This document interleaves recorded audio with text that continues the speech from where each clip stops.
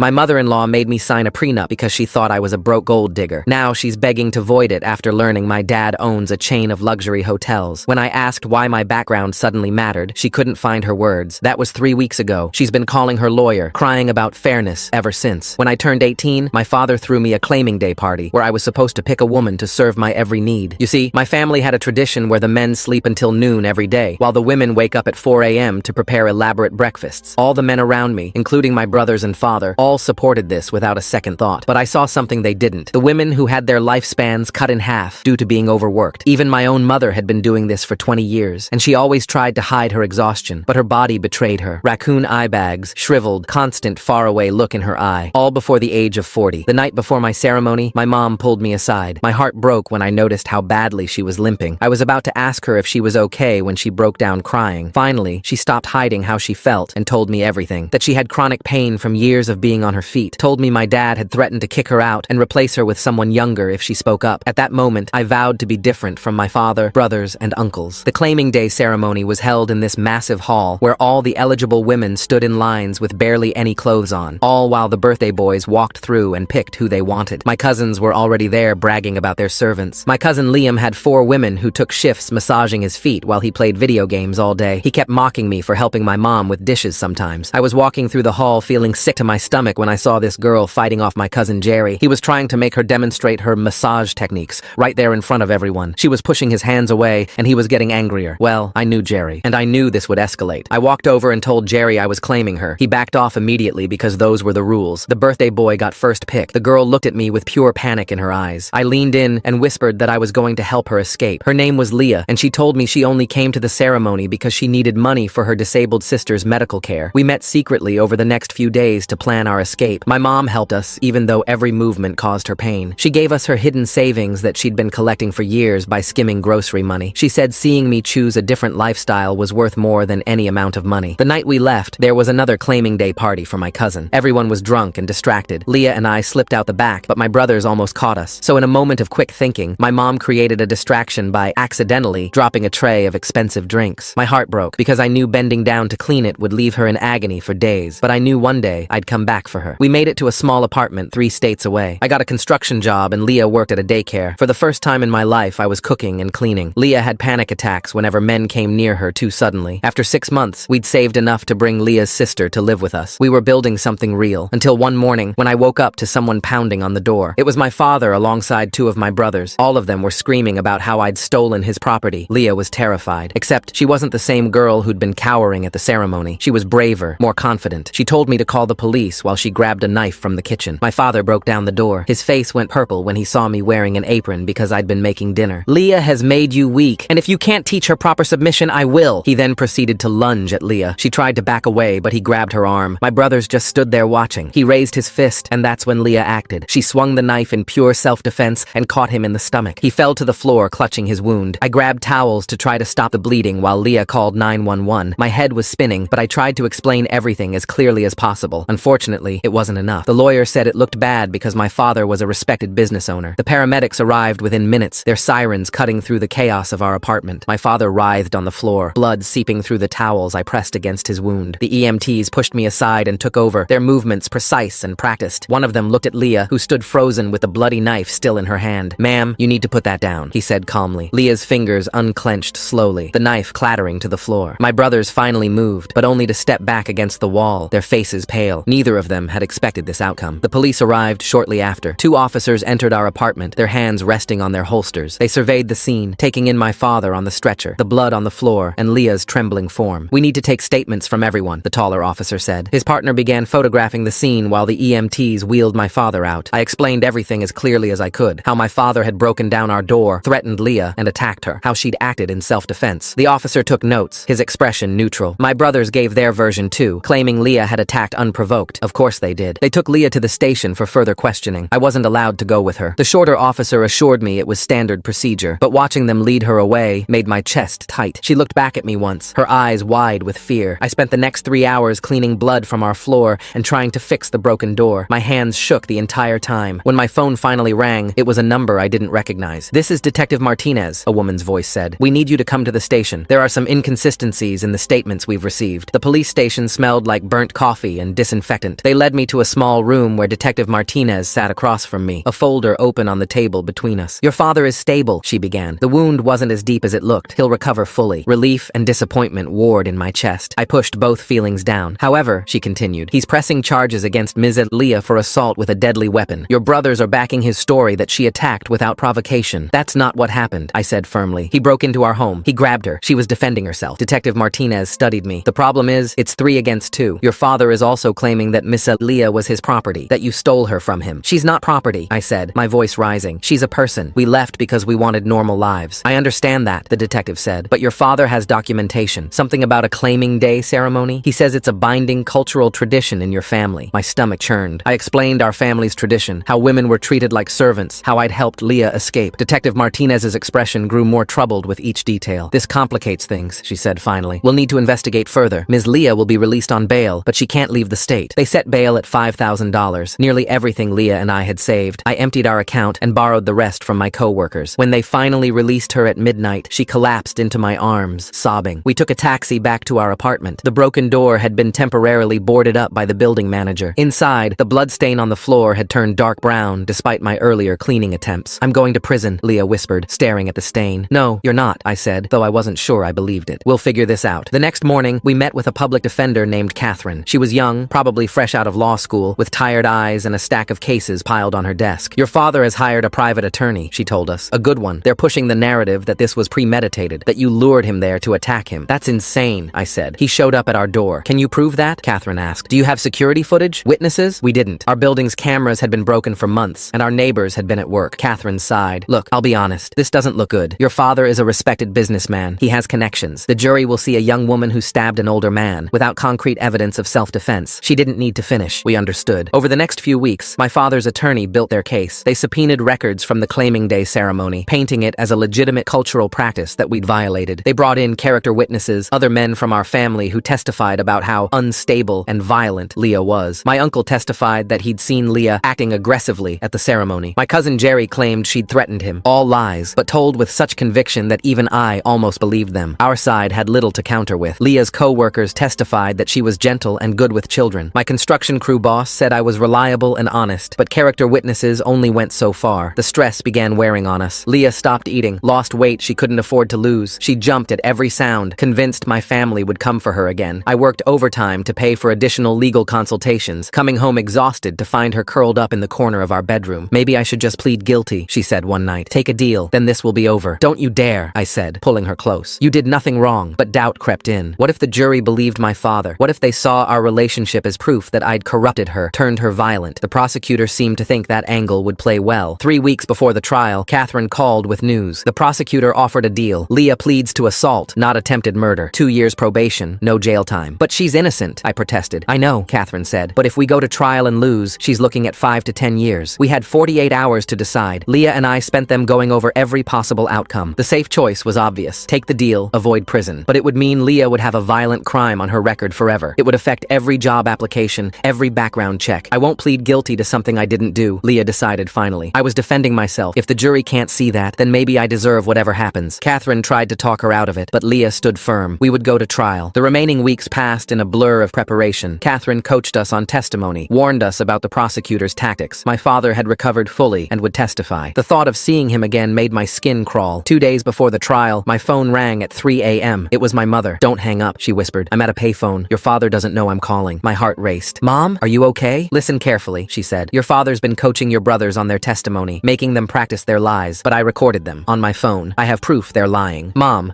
I'm done," she interrupted. 20 years of this, watching him destroy you, destroy that poor girl. I'm done being silent. He'll hurt you if he finds out," I said. "I'm leaving him," she said. "After the trial, I've been saving money just like I taught you. But first, I'm going to tell the truth." She gave me the location of a diner where we could meet, said she'd bring the recordings. When I told Leah, she cried for the first time in weeks, not from sadness, but from hope. We met my mother the next morning. She looked older than her years, moving stiffly from chronic pain, but her eyes held a determination I'd never seen before. "I have 3 recordings," she said, sliding her phone across the table. "Your father telling your brothers exactly what to say, threatening to cut them off if they don't comply, and best of all, him admitting he went to your apartment to drag that girl back where she belongs." Catherine nearly cried when she heard them. "This changes everything," she said. "But your mother will need to testify. Are you prepared for that?" My mother nodded. "I should have done this years ago." The trial started on a Tuesday. The courtroom was smaller than I'd expected, filled with dark wood and uncomfortable benches. My father sat at the prosecutor's table, his expensive suit unable to hide the anger radiating from him. He stared at Leah like she was something he'd stepped in. The prosecutor painted Leah as a violent woman who'd manipulated me into helping her attack my father. She'd planned it all, he claimed, seduced me at the ceremony, convinced me to abandon my family, then lured my father to our apartment to exact revenge. The defendant wants you to believe she's a victim, he told the jury, but the evidence will show she's the true aggressor here. When Catherine gave her opening statement, she focused on the truth. A young woman trying to escape a life of servitude, a father who viewed her as property, a moment of desperate self-defense against an attacker. Ms. Leah didn't ask for any of this, she said. She just wanted to live a normal life, and when that was threatened, she protected herself, as any of us would. The first day of testimony was brutal. My father took the stand, playing the wounded patriarch perfectly. He spoke of tradition, of honor, of how I'd betrayed our family by stealing what was rightfully his. He claimed Leah had always been violent, that she'd attacked other men at the ceremony. I went to their apartment to talk, he lied smoothly, to bring my son home, but that woman attacked me the moment I walked in. If my sons hadn't been there as witnesses, he dabbed at his eyes, the picture of a grieving father. Several jurors looked sympathetic. My brothers testified next, their stories matching perfectly, too perfectly. They described Leah as unhinged and aggressive, claiming she'd threatened them before attacking our father. Catherine cross-examined them skillfully, but they stuck to their script, until she asked Jerry a simple question. You said Ms. Leah threatened you at the apartment. What exactly did she say? Jerry hesitated. This wasn't in the script. She said she'd cull us all if we didn't leave. Interesting, Catherine said, because your brother just testified she didn't say anything before attacking. So which is it? The first crack in their story. Jerry stumbled, tried to backtrack, but the damage was done. One juror frowned, making a note. When Leah testified, she told the truth simply and clearly. How she'd only attended the ceremony for money to help her sister. How I'd helped her escape. How we'd built a life together. And how my father had broken down our door, grabbed her, raised his fist. I was terrified, she said. I thought he was going to cull me. I just wanted him to let go. The prosecutor tried to trip her up, but Leah held firm. She hadn't wanted to hurt anyone. She'd acted on instinct, protecting herself from an attacker. I testified next, corroborating everything. The prosecutor tried to paint me as a lovesick fool, manipulated by a calculating woman. But I stayed calm, stuck to the facts. Then came the moment we'd been waiting for. Catherine called my mother to the stand. My father's face went white when he saw her walk in. He half rose from his chair before his attorney pulled him down. My mother moved slowly, her pain evident, but her head was high. Mrs. Name, Catherine began. You've been married to the defendant's father for 20 years? Yes, my mother said clearly. And in those 20 years, have you observed his behavior toward women in your family? The prosecutor objected, but the judge allowed it. My mother began to speak. She told the court about our family's tradition, about the women who served like slaves while men lived like kings, about her own pain, her own suffering, about my father's threats to replace her if she complained. He views women as property, she said, looking directly at him. Not people. Property to be owned and controlled. Then Catherine played the recordings. My father's voice filled the courtroom, coaching my brothers on their lies, threatening them. And finally, the damning admission. I'm going to drag that girl back where she belongs, and if my son tries to stop me, I'll deal with him too. The courtroom was silent. Several jurors looked disgusted. My father's attorney objected frantically, but the judge allowed the evidence. When the prosecutor cross-examined my mother, he tried to discredit her, suggested she was bitter, vengeful, trying to destroy her husband out of spite. I'm trying to save my son, she said simply, and that young woman, because someone should have saved me 20 years ago. Closing arguments came the next day. The prosecutor stuck to his narrative, but it felt hollow now. Catherine reminded the jury of the evidence, the recordings, the inconsistencies in my family's testimony. Ms. Leah faced a terrible choice, she said. Submit to a life of servitude or defend herself. She chose to defend herself. That's not a crime. That's survival. The jury deliberated for 6 hours. 6 hours of pacing the courthouse hallway, of Leah gripping my hand so tight it went numb, of my mother sitting quietly beside us, finally free of her secret. When they called us back, I could barely breathe. The foreman stood, verdict in hand. On the charge of assault with a deadly weapon, we find the defendant not guilty. Leah collapsed against me, sobbing. My mother smiled for the first time in years. Across the courtroom, my father's face twisted with rage. His attorney whispered urgently in his ear, probably already planning an appeal, but it was over. We'd won. Outside the courthouse, reporters waited. Catherine guided us past them to a quiet spot where we could catch our breath. Thank you, Leah whispered to my mother. You saved me. You saved yourself, my mother replied. I just told the truth. We drove back to our apartment in silence, exhausted but relieved. The broken door had been properly repaired while we were gone, a small sign that we could fix what had been damaged. That night, as Leah slept peacefully for the first time in months, I called my mother. What will you do now? I asked. I'm leaving tomorrow, she said. I've already packed what I need. Your aunt in Oregon said I can stay with her. Will you be safe? Safer than I've been in 20 years, she said. What about you two? I looked at Leah, curled up beside me. We're going to keep building our life. Maybe move somewhere new. Start fresh. Good, my mother said. Live the life I couldn't. Both of you. The next morning, we helped my mother leave. She took only what she could carry, leaving behind 20 years of servitude. As we hugged goodbye, she pressed something into my hand. A photo of us from when I was young, before the tradition had worn her down. Remember me like this, she said. And remember remember that you chose to be different. My father tried to contact us several times over the following weeks, threatening messages, promises to ruin our lives. We documented everything and filed for restraining orders. The law that had almost failed us now protected us. Leah's sister moved in with us as planned. She was shy at first, traumatized by her own experiences, but slowly she began to trust that our home was safe, that no one would hurt her here. We found new jobs in a new city, far from my family's influence. Leah went back to school, studying to become a social worker. She wanted to help other women escape situations like ours. I supported her completely, working construction during the day and taking care of the house at night. It was hard work, but honest work. 6 months later, we got word that my father's business had crumbled. Without my mother to manage the household, and with his reputation damaged by the trial, things fell apart quickly. My brothers, who'd never learned to take care of themselves, struggled to adapt. Part of me felt sorry for them. They'd been raised in the same toxic tradition, taught that they were entitled to be served, but they'd made their choices, just as I'd made mine. On the anniversary of our escape, Leah and I returned to the city where it all began. Not to our old apartment, but to the courthouse where she'd won her freedom. We stood outside, remembering how terrified we'd been. "Do you regret any of it?" I asked. Leah squeezed my hand. "Only that I had to hurt someone to be free. But no, I don't regret defending myself, or choosing to build a life with you." We drove past my family's compound on the way out of town. The massive hall where claiming day ceremonies were held looked smaller than I remembered. Several windows were boarded up. The parking lot was empty. "Do you think the tradition will die out?" Leah asked. "Maybe," I said. "Change is slow, but my mother proved that even after 20 years, people can choose differently." We returned home to find my mother's latest letter waiting. She'd settled in Oregon, found a part-time job despite her chronic pain. She was seeing a doctor, getting proper treatment for the first time. She'd even made friends with other women who'd left controlling situations. "I'm proud of you both," she wrote. "You showed me it was possible to leave, to choose a different life. Now I wake up when I want to. I eat breakfast sitting down. Small freedoms, but they mean everything." Leah and I built our life on those small freedoms. The freedom to make our own choices, to treat each other as equals, to wake up each morning knowing we were safe. It wasn't the life my father had planned for me. It was better. It was ours. Looking back, that moment when Leah defended herself changed everything. Not just for us, but for my mother too. Sometimes breaking free requires desperate actions. Sometimes defending yourself is the only option. But we survived. We healed. And we built something real from the broken pieces of our old lives. That's more than tradition ever gave us. That's freedom. The peace lasted exactly 3 weeks. I was framing walls at a construction site when my foreman pulled me aside. His expression made my stomach drop. "Your cousin's here," he said quietly. "Says it's a family emergency." Through the site office window, I saw Jerry leaning against a truck, wearing that same smirk from the ceremony. My hands clenched involuntarily. "Tell him I'm busy," I said. "Already did. He says your mom's in the hospital." The words hit like a physical blow. I grabbed my phone, but there were no missed calls from her. Still, the seed of worry had been planted. What if something had happened? What if my father had found out about her testimony? Jerry was examining his fingernails when I approached. "Took you long enough," he said casually. "What happened to my mother?" "Oh, she's fine. Well, mostly fine." He pushed off the truck, circling me slowly. "Had a little fall down some stairs, broke her wrist. Could have been worse." The threat hung between us, unspoken but clear. My jaw tightened. "If you touched her, me? I was 3 states away. Ask anyone." Jerry's smile widened. "But you know how clumsy women get when they're upset, especially when they hear their son might lose his job. What are you talking about?" He pulled out his phone, showing me a photo. It was me at the construction site, but edited to show me pocketing tools. Another showed me appearing to tamper with equipment. The quality was good. Too good. "Amazing what technology can do these days," Jerry said. "Your foreman gets these, along with a few concerned citizen reports about theft. And well, this is blackmail. This is family looking out for family." He pocketed the phone. "Dad wants to meet. Neutral ground. Just to talk. We have restraining orders, which expire in 2 weeks. He's willing to let them lapse. No renewal hearings. No legal battles. All you have to do is hear him out." Every instinct screamed danger. But if they could fake evidence this easily, what else could they do? And my mother, I needed to check on her. "One meeting," I said finally. "Public place. Leah stays out of it." Jerry's grin turned predatory. "See? Wasn't so hard to be reasonable." The meeting was set for that weekend at a diner downtown. I spent the days between preparing, researching recording laws, planning escape routes. Leah begged to come with me, but I couldn't risk it. Her sister needed her, and I wouldn't put her in danger again. My father sat in a corner booth, stirring coffee he didn't drink. He'd lost weight since the trial, his expensive suit hanging loose, but his eyes held the same cold calculation. "Son," he said, as I slid into the opposite seat. "Don't call me that." He sighed theatrically. "Such hostility. After everything I've done for you." "Everything you've done? You mean treating Mom like a slave? Attacking Leah? Trying to destroy our lives?" "I tried to save you." His voice hardened. "From throwing away your birthright for some girl who manipulated you." "No one manipulated me. I made my own choices." "Did you?" He leaned forward. "Or did she fill your head with ideas? Make you think you wanted something different? You were happy before her. I was ignorant before her. There's a difference." His fist slammed the table, making the silverware jump. A few patrons looked over nervously. He forced a smile, waving them off. "You cost me everything," he hissed. "My business, my reputation. Your brothers barely speak to me. Your mother." He trailed off, jaw working. "Mom made her own choice, just like I did. Choices have consequences." He pulled out a folder, sliding it across. "Take a look." Inside were photos. Leah walked walking to work, her sister at physical therapy, my mother entering her new apartment in Oregon. My blood ran cold. We know where everyone is, he said calmly. Where they work, where they shop, their routines. If you touch any of them, touch them, why would I do that? He spread his hands innocently. I'm just showing you how vulnerable they are, how many accidents could happen. Your mother already had one fall. You son of a— Careful. His voice dropped dangerously. Public place, remember? Wouldn't want to cause a scene. I forced myself to breathe slowly. What do you want? Simple. Come home. Resume your place in the family. Bring the girl if you must, but she serves properly. Your mother returns too. We forget this unfortunate rebellion ever happened. Never. Then accidents will happen. He stood, straightening his suit. You have 1 week to decide. Choose wisely. He left me sitting there. The photos spread across the table like evidence of my failure to protect the people I loved. I drove straight to Leah, my hands shaking on the wheel. She took one look at my face and pulled me inside. What happened? What did he want? I showed her the photos, watched the color drain from her face as she recognized the threat. Her sister emerged from her room, took in our expressions, and retreated quickly. We need to leave, Leah said. Tonight. Pack what we can, get your mom, disappear. He'll find us. He has money, connections. We'd be running forever. Better than the alternative. But even as we discussed it, I knew running wouldn't work. My father had resources we didn't. And more importantly, he had patience. He'd wait years if necessary, let us think we were safe, then strike. There has to be another way, I said. That night, we barely slept. Every car passing made us tense. Every unexpected sound had us checking locks. Leah's sister picked up on our fear, spending the night curled in the living room with a baseball bat. The next morning, I called my mother. She answered on the first ring, her voice strained. I'm okay, she said before I could ask. The fall, it wasn't an accident, but I'm okay. I'm so sorry, Mom. This is my fault. Number, her voice grew firm. This is your father's fault. Don't let him twist this around. He wants us all to come back. If we don't, then we fight back. The determination in her voice surprised me. I've spent 20 years being afraid. I'm done with that. How do we fight someone like him? The same way we did before, with truth. But truth hadn't protected her from being pushed downstairs. Truth wouldn't stop accidents from happening. We needed more. The idea came from Leah's sister, of all people. She'd been quiet since arriving, trauma making her withdraw. But that evening, she spoke up during dinner. The other women, she said softly, from the ceremonies, they're still trapped. Leah and I exchanged glances. What about them? If they knew it was possible to leave, if they saw what you did. She trailed off, but the implication was clear. It was dangerous, possibly Sewers Lytle, but it was also brilliant. We spent the next 2 days planning. I reached out to construction workers who'd mentioned having sisters or daughters. Leah connected with women from support groups. Slowly, carefully, we built a network. The breakthrough came from an unexpected source. My foreman's daughter had been claimed 5 years ago. He'd never spoken about it, but the pain was evident once I knew to look. She calls sometimes, he admitted over beers after work, crying, begging me to help. But what can I do? It's tradition. Tradition can change, I said. I told him our story, about the escape, the trial, the threats. His face went through a journey of emotions, disbelief, anger, hope. You really got out? Both of you? We did, and others can too. He was quiet for a long moment. Then, what do you need? Word spread quietly, carefully. A whisper network of families who'd lost daughters, sisters who'd watched siblings disappear into servitude. Not everyone was receptive. Some were too deep in tradition, too afraid of change, but enough listened, enough hoped. Jerry showed up at our apartment 3 days before the deadline. Leah's sister hid in her room while we faced him at the door. Checking in, he said cheerfully. Wanted to see if you'd made the smart choice. Still thinking, I lied. He pushed past us, strolling through our small space like he owned it. Nice place, cozy. Be a shame if something happened to it. Is that a threat? Just an observation. He picked up a photo of Leah and me, examining it. Fires happen in old buildings. Faulty wiring, you know. Leah's hands clenched, but she stayed silent. We'd agreed beforehand. Don't give him any ammunition. We get it, I said. You can hurt us. Message received. Can and will, if necessary. He set the photo down carefully, but it doesn't have to be that way. Come home, both of you. Take your places, and everyone stays safe. We need more time. 2 days left. He headed for the door, pausing. Oh, and that network you're building? We know about it. Might want to reconsider before more people get hurt. After he left, Leah sank onto the couch. They know something, not everything. It's too dangerous. We should stop. If we stop now, nothing changes. More women stay trapped. More families get destroyed. She was quiet then. You're right. We finish this. The next day, everything accelerated. My foreman's daughter called him, hysterical. Her owner had suddenly become more violent, suspicious. 2 other women reported similar escalations. The men were paranoid, sensing threat to their control. We moved up our timeline. The plan was simple in concept, dangerous in execution. We'd coordinate multiple escapes during the next claiming day ceremony. In the chaos, some might make it out. Those who did would have safe houses, job opportunities, legal support, everything we'd wished we'd had. But first, we had to survive the deadline. The night before, I couldn't sleep. Leah lay beside me, equally restless. Her sister had insisted on keeping watch, still clutching that baseball bat. Whatever happens tomorrow, Leah whispered, I want you to know. Don't. I pulled her close. We're going to get through this, all of us. Promise? I couldn't promise, but I held her tighter and pretended certainty I didn't feel. The deadline came with a text from Jerry. Time's up. Decision? I responded, meet at the diner, same booth, 1 hour. Bring the girl. Number, then no deal. I showed Leah the messages. She was already dressed, having anticipated this. We go together, she said firmly. No more protecting me. We're partners. Her sister emerged from her room. I'm coming too. Absolutely not, Leah said. You saved me. Now I help save others. Her quiet voice held steel. I know what it's like. like. They need to see someone who survived. We couldn't talk her out of it. In the end, all three of us went to that diner, knowing it was probably a trap, but having no choice. The diner was emptier than before. Too empty. Jerry waited in the same corner booth, but he wasn't alone. Two of my other cousins flanked him, their presence a clear threat. Family reunion, Jerry said brightly. How nice. We slid into the opposite booth, Leah's sister between us. She was trembling, but kept her chin high. Your answer? Jerry asked. We're not coming back, I said clearly. None of us. His smile faltered. That's unfortunate, but we have a counteroffer. You're not in a position to negotiate. Actually, we are. I pulled out my phone, showing him a message thread. 43 women ready to leave. Support network in place. Safe houses prepared. It happens tomorrow, during the ceremony. Jerry's face went through several colors. You're bluffing. Call my bluff. See what happens. One of my cousins started to stand, but Jerry grabbed his arm. Wait, here's the deal, I continued. You leave us alone, all of us, and we'll keep it small. A few women who want out. Nothing that threatens the whole tradition. But if anything happens to us, or our families, everyone goes, Leah finished. Every woman who wants freedom. And we have video testimonies from dozens of them, ready to release if needed. It was partly bluff. We had maybe 20 women ready, not 43. The testimonies existed, but weren't as comprehensive as implied. But Jerry didn't know that. You're destroying our culture, he snarled. We're offering choice, Leah's sister spoke up, surprising everyone. Something you never gave us. Jerry studied us for a long moment. I could see him calculating, weighing options. Finally, he leaned back. I'll need to discuss this with the family. You have until tonight. After that, we proceed as planned. We left together, heads high, despite the fear coursing through us. In the parking lot, Leah's sister suddenly laughed, a broken, relieved sound. Did we really just do that? We did, Leah said, hugging her. You were amazing. But I was watching the diner windows, seeing Jerry on his phone, gesturing angrily. This wasn't over, not by a long shot. That evening, we gathered with our network. The safe house, an old warehouse converted into temporary shelter, buzzed with nervous energy. Women who'd committed to leaving made final preparations. Those helping them reviewed escape routes, legal procedures, job placements. My foreman was there, phone clutched in his hand. She's ready, he said, tears in his eyes. My daughter, she's getting out. Others shared similar hope. A brother getting his sister back. A mother seeing her daughter free. It was beautiful and terrifying in equal measure. Catherine, our lawyer from the trial, had volunteered to help. She moved between groups, explaining legal rights, restraining order procedures, what to expect. This is incredible, she told me during a quiet moment, and incredibly dangerous. You know that, right? We know. If even half these women get out safely, it'll change everything. That was the hope. But first, we had to survive the night. The call came at midnight. Not Jerry, my father himself. You've caused quite a stir, he said without preamble. Good. Do you have any idea what you're playing with? The forces you're unleashing? I'm giving people choice. That's all. Choice. He spat the word. You're destroying centuries of tradition. Stable families. Order. Built on slavery. Built on understanding roles. Men lead, women serve. It's natural order. It's abuse, and it ends. Silence stretched between us. When he spoke again, his voice was different. Older. Tired. Your mother called me yesterday. That surprised me. What did she want? To gloat, I thought. But no, she wanted to warn me. Said I was going to lose everything if I didn't change. Said you were offering me a chance to adapt. Are you taking it? Another long pause. The ceremony proceeds tomorrow as planned. What happens during it, that's on you. But know this. Every woman who leaves tears the fabric of our community. Every family divided weakens us all. Then build something better. Something based on partnership, not ownership. He laughed bitterly. You sound like her. Like your mother when she was young, before she learned her place. She never learned her place. She survived it. There's a difference. Perhaps. He sounded ancient now. I suppose we'll see tomorrow which way the wind blows. The line went dead. I stared at the phone, unsure what had just happened. Was that acceptance? Threat? Both? Leah found me sitting outside, processing the conversation. He's not going to stop us, I told her. But he's not helping either. That's more than we hoped for. Is it enough? She took my hand. It has to be. Dawn came too quickly. The claiming day ceremony would begin at noon. Our people were in position, women ready to run, drivers waiting, safe house prepared. Everything we could control was ready. But as I watched the sun rise, I knew the hardest part was still ahead. In a few hours, we'd either free dozens of women or lose everything trying. Leah's sister joined us on the steps, her baseball bat replaced with a backpack full of supplies for newcomers. Whatever happens, she said quietly, thank you for showing me it was possible. Thank yourself, Leah told her, for being brave enough to believe it. As we headed inside to final preparations, my phone buzzed. A message from my mother, watching from afar. So proud. Stay safe. Change the world. We were about to try. The ceremony hall looked exactly as I remembered, except now I saw it differently. The massive space where women stood in lines, the elevated platform where men selected their servants, the side exits that had always been locked. Today, those exits would be our salvation. I parked across the street at 11:30, watching families arrive, men in their finest suits, strutting like peacocks, young women being led inside, some resigned, others terrified. My stomach churned, watching history repeat itself. Leah squeezed my shoulder from the back seat. Her sister sat beside her, both dressed inconspicuously. We'd split up to avoid suspicion. They'd enter through the main doors while I used the service entrance my mother had told me about. My phone vibrated. A text from Catherine. Legal team on standby. Safe house ready. Good luck. Another from my foreman. My daughter knows the signal. Thank you. I watched Leah and her sister cross the street, blending with other arrivals. My chest tightened seeing them walk back into that place, but we'd planned every detail. They knew their roles. The service entrance was unlocked, just as my mother had promised. Kitchen staff barely glanced at me as I moved through, my old family resemblance buying me passage. I made my way to the maintenance closet where we'd hidden supplies, car keys, cash, simple disguises. The ceremony began with the usual pomposity. My uncle's voice boomed through speakers, welcoming everyone to this sacred tradition. I positioned myself near the first emergency exit, heart hammering. Through the doorway, I glimpsed the main hall. Dozens of women stood in formation while men circled like predators. I spotted Leah near the back, her sister beside her. They were talking quietly with other women, spreading the word one last time. The first selection began. My cousin Marcus stepped forward, pointing at a girl who couldn't have been more than 19. She walked forward mechanically, trained to obey. But I caught the slight nod she gave to the woman beside her. She was one of ours. More selections followed. Each time I watched for our signals. A touch to the ear meant ready. A hand on the hip meant not yet. The network communicated silently, waiting. Jerry appeared on the platform, scanning the crowd. His eyes found Leah and narrowed. He started toward her, and my blood ran cold. This wasn't part of the plan. But Leah's sister stepped forward, blocking his path. She said something I couldn't hear. Jerry's face reddened. He grabbed her arm roughly, and that's when everything accelerated. A woman near the front, the foreman's daughter, suddenly screamed, not in fear, but in defiance. "I won't go with you," she shouted at the man who'd selected her. "I won't be your slave." The hall erupted in confusion. Security moved toward her, but 3 other women joined her protest, then 5 more, then 10. I threw open the emergency exit. "This way," I shouted to any woman who wanted to leave. The first few hesitated, trained to fear disobedience, but when they saw others running, the dam broke. Women streamed toward the exits, some still in ceremony dress, others grabbing street clothes we'd stashed. Jerry still had Leah's sister's arm. She twisted free and ran toward me. He pursued, but Leah stepped into his path, sending him sprawling. The look of shock on his face as a woman dared to push him was almost worth everything. "Go, go, go!" I ushered women through the exit where drivers waited. My foreman was there, tears streaming as his daughter flew into his arms. Other reunions happened quickly. We couldn't afford to linger. Security finally mobilized, but the chaos worked in our favor. Some women who weren't part of our network saw the opportunity and ran too. Men shouted orders that went unheeded. The careful order of centuries crumbled in minutes. My father appeared on the platform, his face purple with rage. He spotted me by the exit, and our eyes locked across the chaos. For a moment, I thought he might charge through the crowd. Instead, he turned to the security team, pointing and shouting, "Time to go." Leah grabbed my arm. Her sister was already in one of the waiting cars, but more women kept coming. Some I recognized from our network. Others were strangers taking their chance. We couldn't leave them. 5 more minutes, I said. "We don't have..." Leah's warning was cut off as security reached us. 2 large men, hired specifically for events like this. They moved to block the exit. The women behind me pressed forward, desperate to escape. The security guards reached for the nearest one, a girl who looked barely 18. Without thinking, I stepped between them. The first punch caught me in the ribs. Pain exploded through my side, but I stayed upright. The second guard moved toward the women, and I tackled him around the waist. We went down hard, rolling on the concrete. More men arrived, cousins, uncles, hired muscle. But something beautiful happened. The escaping women didn't just run. They fought back, using purses, shoes, their own bodies as weapons. The girl I'd protected helped pull the guard off me. Leah appeared with a fire extinguisher, spraying foam in the guards' faces. In the confusion, more women escaped. Cars peeled away, loaded with passengers. The network drivers executed their routes perfectly, scattering in different directions. Someone grabbed my collar, hauling me up. Jerry's fist connected with my jaw, sending me staggering. "You've ruined everything," he screamed. I tasted blood, but managed to stay standing. Around us, the exodus continued. Women who'd been property minutes ago were disappearing into freedom. Jerry swung again, but this time I was ready. I ducked and pushed past him, helping the last stragglers through the exit. "We need to leave now." Leah pulled me toward the final car. Her sister already had the engine running. As we ran, I glimpsed inside the hall one last time, half empty. Men standing in shock among abandoned ceremony clothes. My father on the platform, looking older than I'd ever seen him. The tradition hadn't died, but it was bleeding out. We dove into the car as security burst through the exit. Leah's sister floored it, tires squealing. Behind us, more cars scattered in pre-planned directions. Some would go to the safe house, others directly to new cities, new lives. My phone exploded with messages. Catherine confirming arrivals at the safe house, drivers reporting successful deliveries, women who'd made it out sending grateful texts. Not everyone had escaped. We'd known that was impossible, but the number who did exceeded our wildest hopes. 47, Leah breathed, reading her own messages. 47 got out. Her sister drove expertly, taking predetermined turns to lose any pursuit. In the back seat, Leah pressed a towel to my split lip while I checked in with drivers. Everyone was accounted for. The safe house was filling up. Catherine had lawyers ready for the inevitable legal challenges. We switched cars twice, following our escape protocol. By evening, we reached the safe house. The old warehouse hummed with activity. Women being given new clothes, documents, job leads, volunteer counselors offering support. It was chaos, but organized chaos. My foreman found me in the crowd, his daughter clinging to his arm. He pulled me into a crushing hug, unable to speak through his tears. His daughter whispered, "Thank you," over and over. Similar scenes played out out everywhere. Sisters reunited, mothers seeing daughters they'd thought lost forever, women meeting others who understood their trauma, forming instant bonds of survival. Catherine pulled me aside. We've had calls from reporters, words spreading fast. Your family's threatening legal action, but they're on shaky ground. Most of these women are legal adults who left voluntarily. What about the ones who aren't? We have emergency custody paperwork ready. Foster families on standby. We're prepared. My phone rang. Unknown number. Against my better judgment, I answered. You think you've won? My father's voice was ice. You saved a handful. There are thousands more. It's a start, I said. You've marked them. Every woman who ran today. We know their names, their faces. They'll never be safe. Neither will you, I countered. The world's watching now. Reporters are calling. Your tradition isn't secret anymore. Silence. Then, this isn't over. No, I agreed. It's just beginning. He hung up. I looked around the warehouse at women learning to be free, at Leah coordinating housing arrangements, at her sister teaching others the self-defense moves she'd learned, at my foreman introducing his daughter to a job training program. Jerry burst through the main door, flanked by several men. The room tensed, but he stopped when he saw the cameras Catherine had arranged. Local news had arrived, documenting everything. You can't keep them, he snarled. They belong with their families. They belong to themselves, I said clearly, aware of the recording cameras. And they've chosen to leave. He stepped forward, fists clenched. Several women moved behind me, but not in fear, in solidarity. The foreman stepped up beside me, then Catherine, then others who'd helped. A wall of people who'd chosen freedom over tradition. Jerry looked at the cameras, at the united front, at the women who no longer cowered. For the first time, I saw uncertainty in his eyes. He turned and left, his entourage following. The rest of the night blurred together. Women being transported to permanent housing, legal documents being filed, stories being shared with reporters who handled them sensitively. The network we'd built held strong, each person playing their part. By dawn, the warehouse was nearly empty. Most women had been placed in safe situations. Some chose to stay together, forming communal living arrangements. Others went with family members who'd been waiting years to help them escape. Leah found me sitting on the loading dock, watching the sunrise. She sat beside me, our shoulders touching. We did it, she said softly. We started it, I corrected. There's still so much work ahead. But look what's possible when people stand together. Her sister joined us, carrying 3 cups of coffee from the volunteers inside. We sat in companionable silence, exhausted but energized. My phone buzzed with messages from women who'd made it to their destinations safely, each one a small victory. Catherine emerged from the warehouse. I just got word. 3 more ceremonies in neighboring states were disrupted today. Women walking out. Your action inspired others. The ripple effect. We'd hoped for it, but hadn't dared expect it so soon. Your family's called an emergency meeting, she continued. They're discussing damage control, but several younger men have already broken ranks, saying the tradition needs to change. Change. Not elimination yet, but change. It was progress. As we prepared to leave, I thought about my mother, safe in Oregon, about the women starting new lives, about the men forced to confront their assumptions, about traditions cracking under the weight of their own cruelty. The battle wasn't over. There would be retaliation, legal challenges, attempts to drag women back, but something fundamental had shifted. The ceremony hall that had trapped generations of women had become the site of their liberation. Leah drove us home, her sister asleep in the back seat. My ribs ached from the fight. My lip throbbed, but I felt lighter than I had in years. What now? Leah asked as we pulled up to our apartment. Now we help them build new lives, find jobs, get counseling, whatever they need. And your family? They'll adapt or become irrelevant. Either way, their power is broken. We helped her sister inside, tucking her into bed. She'd been incredible today, facing her fears to help others. The trauma would take time to heal, but she'd taken the first steps. Leah and I collapsed on our couch, too exhausted to make it to the bedroom. She curled against me, careful of my bruised ribs. I'm proud of you, she murmured. Proud of us, I corrected. My phone lit up with another message. A woman who'd escaped today, sending a photo of her new apartment key. The first thing she'd ever owned herself. This was just the beginning. Tomorrow would bring new challenges. But tonight, 47 women would sleep free. And sometimes, that's how you change the world. One person, one choice, one key at a time.